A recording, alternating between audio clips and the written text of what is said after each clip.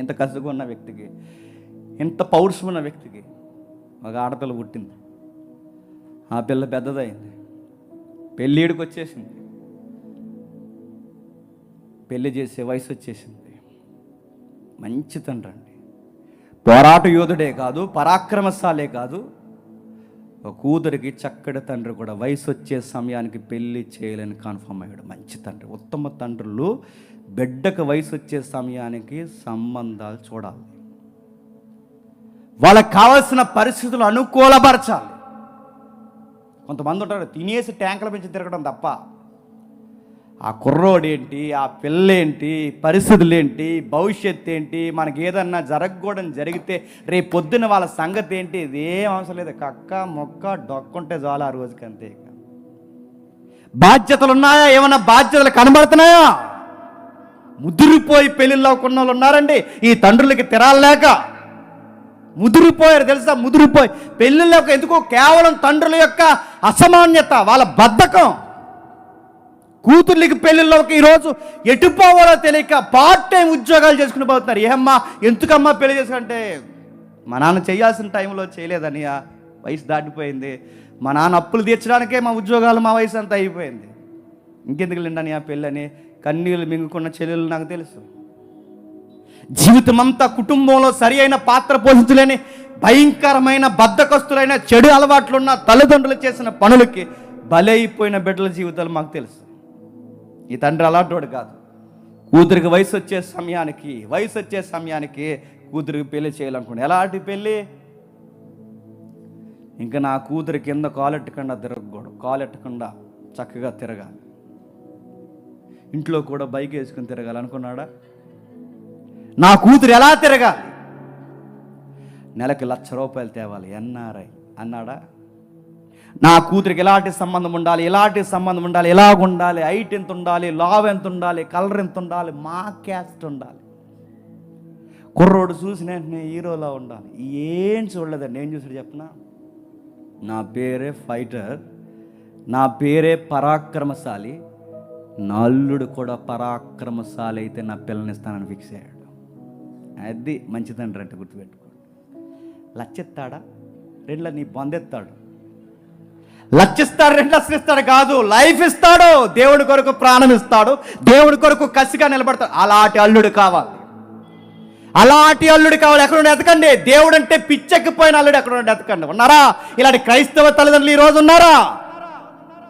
ఏ సంబంధాలు చూస్తానంటే విశ్వాసంతో ఉన్న అల్లుళ్ళు కాదు, దేవుని కొరకు కసిగా బతికే అల్లుళ్ళు కాదు. మరే సాయంత్రానికి ఆ చెరువు ఈ చెరువు, కొన్ని చెరువులు ఉన్నాయి రాజమండ్రిలో, కంబల చెరువు, ఆ చెరువు ఈ చెరువు, ఆ చెరువుకి ఈ చెరువుకి 4 ఫోటోలు తీసి అల్లుడు ఉంటే చాలు మాకు. అక్కడ తిప్పాలి, ఇక్కడ తిప్పాలి, ఆ చెరువు ఈ చెరువు అంతా చెరువులోకి దూకండి అందరు కలిసి. నన్ను తిప్పే అల్లుడు కాదు, చేసేవాడు కాదు, దేవుని కొరకు కసిగా నిలబెట్టే అల్లుడు నీకు దొరికాడా? అలాంటి అల్లుడు కొరకు నువ్వు తిరుగుతున్నావా? అలాంటి సంబంధమే ఎత్తుకుతున్నావా? లేకపోతే నీ కులం అని సస్తున్నావా? కాలేబు అల్లుడు ఎవరో తెలుసా? గుర్తుపెట్టుకోండి. కాలేబు అల్లుడు ఎవరో తెలుసా? ఇదిగో మా అమ్మాయి నీకు నచ్చిందా? మా అమ్మాయి నీకు చెయ్యాలంటే, అమ్మాయిని ఎవరికి చేస్తాను? మా అమ్మాయిని నీకు చెయ్యాలంటే, ఆ రోజు కానాను భూభాగాన్ని జయిస్తే దేవుడు నన్ను ఎలా ఎంపిక చేశాడో, ఆ ప్రాంతాన్ని ఎవడైతే జయిస్తాడో గుర్తుపెట్టుకోండి, ఆ ప్రాంతాన్ని జయించిన వ్యక్తికే నా కూతుర్ని ఇస్తాను ఫిక్స్ అయ్యాడు. ఇంతకు ఆ ప్రాంతం ఏంటి? యెహోషువ నాయకత్వంలో, మోసే నాయకత్వంలో పూర్తిగా కానాన్ని జయించలేదు, తెలుసు కదా. ఇంకా అక్కడక్కడ కొన్ని భాగాలు ఉండిపోయినాయి. ఇంకా దేవుడికి విజయం కావాలి, ఇంకా కానాన్ని పూర్తిగా ఆక్యుపై చేయాలి, కానాను భూభాగాన్ని పూర్తిగా దేవుడి యొక్క చేతుల్లోకి తేవాలి. ఇంకా అక్కడక్కడ భూభాగాలు ఉండిపోయాయి. ఆ దేవుడి చిత్తం నెరవేర్చే అల్లుడు ఎవడైతే ఉంటాడో వాడికి చేస్తాను నా కూతురు అన్నాడు. ఎక్కడుంది ఈ సందర్భం? చూడండి ఒకసారి, చూడండి. యెహోషువ గ్రంథం 15వ అధ్యాయం, యెహోషువ గ్రంథం 15వ అధ్యాయం 16, 17 వచనాలు. కాలేబు ఏంటి మళ్ళీ చదువు. కాలేబు దాన్ని కొల్లబెట్టిన వానికి నా కుమార్తె అయిన అక్షాను ఇచ్చి పెళ్లి చేసేదును అని చెప్పగా, కాలేబు సహోదరుడును ఒత్నియేలు దాన్ని పట్టుకొనెను గనక తన కుమార్తె అయిన అక్షాను అతనికి ఇచ్చి పెళ్లి చేసిన. పెళ్లికి క్వాలిఫికేషన్ ఏంటి చెప్పండి? ఎన్ఆర్ఐ కాదు. పెళ్లికి క్వాలిఫికేషన్ ఏంటి చెప్పండి? లక్షల జీతం కాదు. పెళ్లి క్వాలిఫికేషన్ ఏంటి చెప్పండి? ఇవేమీ కాదు. పెళ్లికి అర్హత ఏంటో తెలుసా? దేవుని అందల విశ్వాసం, దేవుని కొరకు తెగింపు, దేవుని కొరకు పరిగెట్టే ఆ హృదయం. నేను ఎలాగైతే నిండు హృదయంతో ఆ దేవుడిని వెంబడించానో అలాంటి అల్లుడుంటేనే నా కూతురినిచ్చి పెళ్లి చేస్తానన్నాడు. చేద్దాం అనుకున్నామండి, కాకపోతే బాబు గవర్నమెంట్ ఉద్యోగం కాదని మానేసామండి అన్నారట.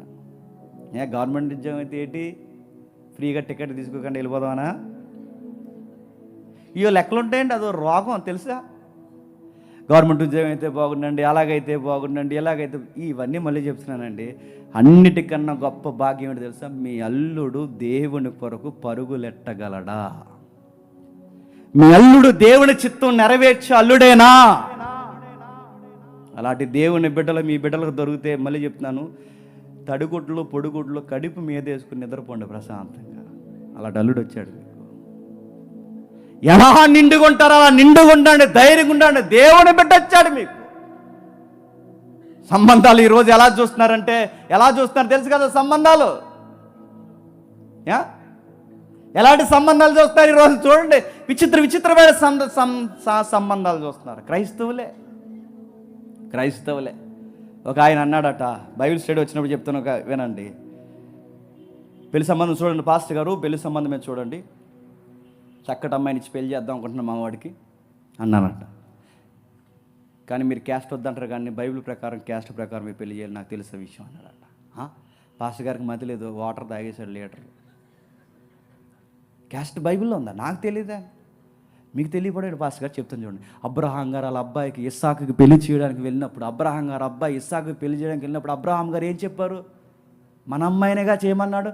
మన అమ్మాయి అంటే ఏంటి? క్యాస్ట్ అన్నాడు. అందుకే మా క్యాస్ట్ పిల్లనే చూడండి అన్నారట. నడుతున్నాను క్యాస్ట్ కూడెట్టని కులం దేనికి చెప్పండి? కలపలేని కులం దేనికి చెప్పండి? కులం కాదండి. నేను కులాలతో పిల్లలు జరగకూడదండి. మన క్రైస్తవం కులం కాదండి మనకి. ఎప్పుడు ధైర్యంగా చెప్పుకోండి. మనం దేవుడు నమ్ముకున్న తర్వాత భార్య ఒక కులం, భర్త ఒక కులం, బిడ్డలు ఒక కులం. ఒక కుటుంబంలో చూస్తే ఇలా ఏ క్యాస్ట్ రా కన్ఫ్యూజ్. వాళ్ళ కులం ఉండదు. ఎందుకు చెప్పినా? వాళ్ళ దేవుని బిడ్డలు. వాళ్ళు ఏమీ చూడరు, వాళ్ళ కులాలు చూడరు, ఏమీ చూడరు, వాళ్ళ హోదాలు చూడరు. ఏం చూస్తారు? ఒకే ఒకటి చూస్తారు, దేవుని బిడ్డ కాదా, అదొకటే చూస్తారు. దేవుని లక్షణాలు, దేవుని గుణగణాలు ఉన్న పిల్ల ఉందండి అని అడిగే వాళ్ళు లేరు. హైట్ ఉందండి, చూడ్డానికి బాగుంటుందా, తెల్లగా ఉంటుందా, అలా ఉంటుందా, ఇలా ఉంటుంది అన్నీ అడిగారట. అడిగిన తర్వాత లాస్ట్లో అడుగుతారు, ప్రార్థన చేసుకుంటుందా అని, బైబిల్ చదువుతుందా అని. ఎంత ఉంటుంది చెప్తారు కదండి తల్లిదండ్రులు. అయ్యో సంఘంలో మా పిల్లనండి బాగా పాడుతుంది అన్నారు. మా పిల్ల బైబిల్ బాగా చదువుతుంది, మా పిల్ల అలాగే ఇలాగని చెప్తే ఆ పెళ్లి కొడుకు నాలాంటి ఒక క్వశ్చన్ అడిగేశాడు. అయితే ఆమోస్ గ్రంథం ఎక్కడుందో చెప్పమానండి అన్నాడు. అది అన్నదంట. తూచ్ నేను అడుగుతున్నాడు, రకరకాలు అడుగుతున్నాను. ఏం చూస్తున్నారు ఈరోజు? దైవికమైన లక్షణాలు పెళ్ళికూతుల్లో చూస్తున్నారా? దైవికమైన లక్షణాలు పెండు కొడుకుల్లో చూస్తున్నారా? అది ఏం చూడట్లేదు. 5 ఇస్తారా, 3 ఇస్తారా, 2 అయినా సరే 100 ఇస్తారు. 5 ఇస్తారు, 2 ఇస్తారు కాదు, ఏమిస్తారు? లక్షలు కాదు. దేవుని లక్షణాలు ఆ బిడ్డకున్నాయా, ఆ కుర్రోడుకున్నాయా, ఆ కూతురుకున్నాయా, ఉన్నాయా లేదా? అలాంటి పిల్లని చూడండి సార్, గుండెల్లో పెట్టి చూసుకుంటాం. అలాంటి అబ్బాయిని చూడండి సార్, నెత్తిన పెట్టి చూసుకుంటాం. అలాంటి దేవుడి కొరకు రగిలిపోయి పెట్టుకుంటా చూడండి సార్, నెత్తిన పెట్టి చూసుకుంటాం.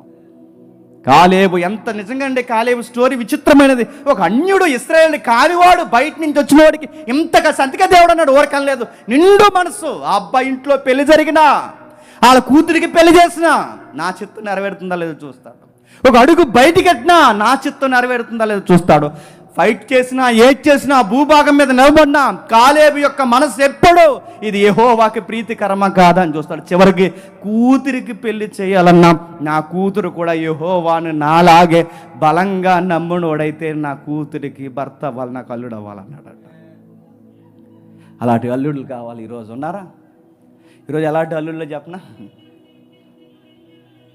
కాయ తెస్తాను, గ్లాస్ తే అన్నారట. నువ్వు ఆమ్లెట్ అయ్యే అన్నారట. ఈరోజు అలాంటి అల్లుళ్ళు ఉన్నారు తెలుసా? మామ అల్లుళ్ళు ఇద్దరు కలిసి కూర్చొని తాగేసి అల్లుళ్ళు మామలు ఉన్నారు తెలుసా? ఇద్దరు కలిసి తాగేస్తారు. ఆమ్లెట్ వేసుకొచ్చారట ఆ తల్లి కూతురు ఇద్దరు ఐస్ ముక్కలు పట్టుకొచ్చారట. చక్కటి మాంగారు చెప్పండి, చక్కటి అల్లుళ్ళు అడుగుతున్నాను. ఇవి అడుగుతున్నాను, కుమిలిపోతున్నాయి, కుటుంబాలు పతనమైపోతున్నాయి, రోజు రోజుకి దిగజారిపోతున్నాయి. కారణం ఏంటో తెలుసా? ఎలాంటి అల్లుళ్ళని ఎదుగుతున్నారు, ఎలాంటి కూతుర్ని ఎదుగుతున్నారు. మీ పెళ్లి కూతుర్ని చూసుకోండి. నేను ముగించేస్తున్నాను. వత్తినేలు అంటే ఎవరో తెలుసా? బైబిల్ నెరటివ్ తెలిస్తే అర్థమవుతుంది. వత్తినేలు అంటే ఎవరో తెలుసునా? ఇశ్రాయేల్ జడ్జెస్లో ఫస్ట్ జడ్జి ఎవరో తెలుసా? కాలేబు అల్లుడు. గుర్తుపెట్టుకోండి. న్యాయాధిపతుల్లో మొట్టమొదటి న్యాయాధిపతి కాలేబు అల్లుడు. అది వాళ్ళ ఫ్యామిలీ హిస్టరీ. అప్పటి వరకు కెనేజీలు ఈ కాలేబు ఫలానా జాతి అని చెప్పుకున్నారు. ఇప్పుడు ఏం చెప్పుకున్నారు చెప్పిన? కాలేబు అల్లుడు, కాలేబు కొడుకు, కాలేబు కూతురు, కాలేబు కుమారుడు. జనరేషన్ మార్చేశాడంతే. మా తాత మా ముత్తాత కాదు, ఇప్పటి నుంచి నా పేరు చెప్పాలి. ఆ పేరు ఎక్కడి నుంచి చెప్పాలి తెలుసా? దేవుడిని బట్టి నా నుంచి జనరేషన్ స్టార్ట్ అవ్వాలి. మా నాన్న స్టోరీ అయిపోయింది, మా తాత స్టోరీ అయిపోయింది, వాళ్ళ లోకం కోసం బతికిన వాళ్ళు. కానీ ఈరోజు నేను బతికిన తర్వాత ఇక్కడి నుంచి ఫలానా వారు తాలూకా అని చెప్పుకోవాలి. ఆ రోజుల్లో గొప్పగా బతికారే, ఆ రోజుల్లో గొప్ప సేవ చేశారే, ఒక టీం ఉండేదే, దాని పేరు డీసీ టీం అని చెప్పుకున్నారే. అలాంటి టీం ఒకటి పనిచేసేదే. అందులో కొంత యాక్టివ్ మెంబర్లు ఉండేవారు. ప్రసాద్ గారు, సురేష్, డేవిడ్ గారు, ఇంకా కొంతమంది సహోదరులు ఉన్నారే. వాళ్ళ తాలూకండి మేమని చెప్పుకోవాలి. ఉన్నారా?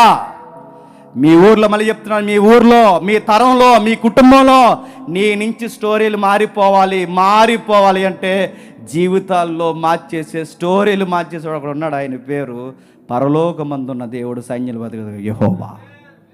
మార్చేస్తాడు ఆయన. ఎంత గొప్పగా మారుస్తాడు తెలుసా? ఎక్కడో నమ్మాడు, ఎక్కడి నుంచో వచ్చాడు. 20 లక్షల ముందు ఏమాత్రం మోమాటం లేకుండా దేవుడు అన్నాడు, ఇశ్రాయేల్ అందరూ కాదు కానీ నీ అబ్బాయి నాకు నచ్చాడు. మన దేవుడు గొప్పవాడండి. ఎంత గొప్పవాడు అంటే మన పరాన్న భేదం చూడ అందరినీ ఒక్కలాగే ప్రేమిస్తాడు, అందరినీ ఒకేలా ప్రేమిస్తాడు. అందుకే అపోస్తల కార్యాల్లో కూడా మనకు కనబడుతుంది, దేవుడు పక్షపాతం లేనివాడు. దేవుడికి పక్షపాతం లేదు. అక్కడ నచ్చితే బిలాముని ఇష్టపడతాడు, ఇక్కడ నచ్చితే కాలేబుని ఇష్టపడతాడు, అక్కడ నచ్చితే రాహాబుని ఇష్టపడతాడు. ఆయనకి కావాల్సిందల్లా ఏంటంటే జాతి కాదు, ఆయనకి కావాల్సింది రంగు కాదు, ఆయనకి కావాల్సింది అందం కాదు, ఆయనకి కావాల్సింది ఆ హృదయం కావాలి. ఆ హృదయం నిండు మనసుతో వెంబడించే ఆ హృదయం కావాలి, పూర్ణ మనసుతో వెంబడించే ఆ హృదయం కావాలి. ఆ హృదయంలో ఎవరున్నారో అదే కావాలి ఆయనకి. నేనే ఉన్నానా? ఈ దేవుడికి అదో రకమైన పిచ్చి ఉంటుందండి. నేనే ఉన్నానా? లోపల ఇంకెవరైనా ఉన్నారా? నేనే ఉన్నానా? ఇంకా లోపల ఎవరైనా ఉన్నారా? నేనే ఉన్నానంటే లోపల ఆయనే ఉన్నాడు అనుకోండి. ఆయన ఎంత మురిసిపోతాడో మనల్ని చూసి. అడగకుండానే వాగ్దానాలు ఇచ్చేస్తాడు, అడగకుండానే మన జీవితాలు మార్చేస్తాడు, అడగకుండానే మన బిడ్డలను దీవించేస్తాడు, అడగకుండానే మన భవిష్యత్తు బలంగా కడతాడు. ఎందుకు తెలుసా? ఆయన హృదయంలో పెట్టుకుంటే చాలండి మన బతుకులన్నీ మార్చేస్తాడు ఆయన. అసలు మనమేనంత ఆశ్చర్యపోయే కార్యాలు చేస్తాడు ఆయన లోపల పెట్టుకుంటే చాలండి. బైబిల్ ఒక మాట చెప్పింది, గుడ్డిగా సూత్రం పాటించండి, దేవుడిని హెచ్చించిన వారిని చెప్పండి దేవుడు హెచ్చిస్తాడు. దేవుడిని ఎవరైతే గొప్ప చేస్తారో, మళ్ళీ చెప్తున్నాను, దేవుడు మిమ్మల్ని గొప్ప చేస్తాడు. ఇదే టెక్నిక్, ఇంతకు మించిన రహస్యాలు ఏమి లేవు. మీరు దేవుణ్ణి గొప్ప చేయండి, దేవుణ్ణి గణపరచండి, దేవుణ్ణి ముందు పెట్టుకోండి, దేవుణ్ణి ఆరాధిస్తుండండి. మీరు ఏ పని చేసినా దేవుడని మీ హృదయ స్పందన తెలియజేయండి. దేవుడు చాలా ఇష్టపడతాడండి. నువ్వు చేసిన ప్రతి పనిని నీకు దీవెనకరంగా మార్చేస్తాడు. నీకు జరగబోయే నష్టాలని ముందే అంచనా వేస్తాడు, కావలసిన సౌకర్యం ఆయన సిద్ధపరుస్తాడని. అడిగేదల్లా ఒకటే, ఆ హార్ట్లో ఎవరున్నారు? ఆ హృదయంలో ఎవరున్నారు? ఫోన్లు ఉన్నాయా? ఆ హృదయంలో ఎవరున్నారు? లవర్స్ ఉన్నారా? ఆ హృదయంలో ఎవరున్నారు? షికార్లు ఉన్నాయా? ఆ హృదయంలో వ్యసనాలు ఉన్నాయా? ఆ హృదయంలో ఏ దరిద్రాన్ని పెట్టుకుని తిరుగుతున్నావు? హార్ట్లో ఎవరున్నారు? కాలేబు హృదయాన్ని ఇలా కోస్తే, కాలేబు హృదయాన్ని చూస్తే ఎవరున్నారు ఆ అబ్బాయి మనసులో అంటే బైబిల్ చెప్పేస్తుంది, దేవుడు తప్ప ఇంకెవరు లేరండి ఆయన జీవితంలో. ఏం చేసినా, నిద్రపోయినా, లేచిన ఆయన జీవితంలో దేవుడు దేవుడు దేవుడు దేవుడు దేవుడే ఆయన హృదయం. అందుకే క్రొత్త నిబంధనలో కూడా ఆయన మారణ దేవుడు అండి. మళ్ళీ పేతురుని అడిగాడు, ఏమని తెలుసా? పేతురు, వీళ్ళందరికన్నా ఎక్కువ నన్ను ప్రేమిస్తున్నావా అన్నాడు. 20 లక్షల మందిలో కాలేబు ప్రేమిస్తున్నాను ప్రభు అని నిలబడ్డాడు. 12 మంది శిష్యుల్ని పక్కన, 12 మంది శిష్యుల్లో 11 మంది చూస్తుండగా, మళ్ళీ 11 మంది చూస్తుండగా, ఆ 11 మంది పక్కన ఉండగా అడిగాడు, వీళ్ళందరూ కాదు కానీ పీటర్ నువ్వు చెప్పు, వీళ్ళందరికన్నా ఎక్కువ ప్రేమిస్తున్నావు అని అంటే పేతురు అంటాడు, కన్నీళ్ళు దిగమింగుకుంటూ అంటాడు, నిన్ను కాకపోతే ఇంక ఇంకెవరిని ప్రేమిస్తాను ప్రభు. నువ్వు బాగా మనసు ఎరిగిన వాడివి. నేను చెప్పకపోయినా అన్నీ తెలుసు. నేను నిన్ను ప్రేమించకపోతే ఎవరిని ప్రేమిస్తాను? అయితే ఓ పని చేయి, నా గొర్రెలను మేపు. ఆ దేవుడు ఎప్పుడు మాట్లాడు, గుర్తుపెట్టుకోండి. ఆది కాండంలో ఎలా ఉన్నాడు, నిర్గమాకాండంలో అలా ఉన్నాడు. నిర్గమాకాండంలో ఎలా ఉన్నాడో ప్రకటన గ్రంథంలోనే అలా ఉన్నాడు, క్రొత్త నిబంధనలోనే అలా ఉన్నాడు. ఆయన కోరుకునేది ఒకే ఒక్కటి, నేనే నేనే నేనే కేంద్ర స్థానమై ఉండాలి.